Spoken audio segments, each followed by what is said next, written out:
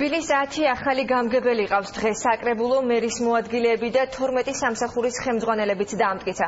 თუმცა ნაციონალურმა მოძრაობამ მათ მხარი არ დაუჭირა. ზოგიერთი გამგებლის პოლიტიკური წარსული მიუღებელი აღმოჩნდა საკრებულოს დანარჩენი ოპოზიციისთვის და დამოუკიდებელი დეპუტატისთვის. თბილისის მთავრობის განახლებულმა შემადგენლობამ პირველ რიგში დედაქალაქის ბიუჯეტზე უნდა იზრუნოს.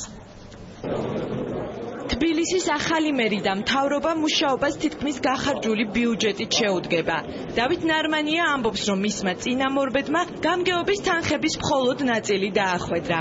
დედაქალაქის მმართველი ახლა იმაზე ფიქრობს, როგორ გადაანაწილოს დარჩენილი ბიუჯეტი წლის ბოლომდე. განხილვის კიდევ ერთი თემა წინა ხელისუფლების დროს ქალაქში დადგმული ძეგლები იყო. ველოსიპედი სავარაუდოდ ქალაქგარეთ გადაინაცვლებს.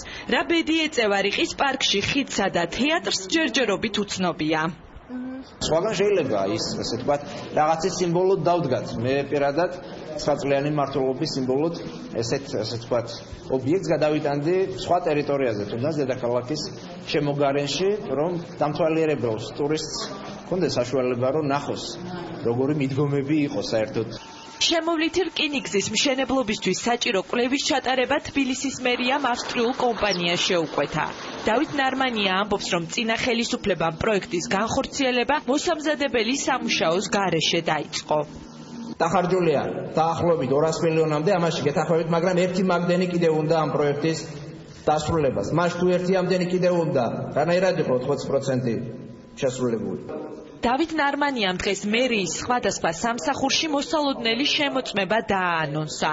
ნაციონალური მოძრაობა კი თბილისის მერს ატესტაციის პროცესში ჩართვას თავაზობს.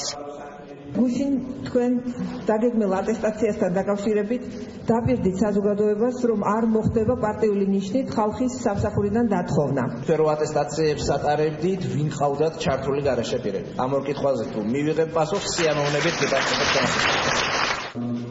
ნაციონალურმა მოძრაობამ ნარმანიას კანდიდატებს მხარი არ დაუჭირა.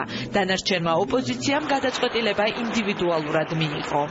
ალექსანდრე მარკიშვილს არ დაუჭირე მხარი, ზაზა გაბონიას არ დაუჭირე მხარი.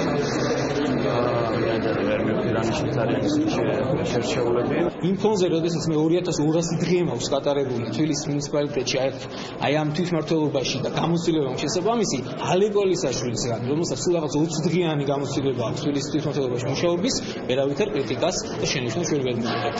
თბილისის ახალი მთავრობა მუშაობას ხვალიდან შეუდგება.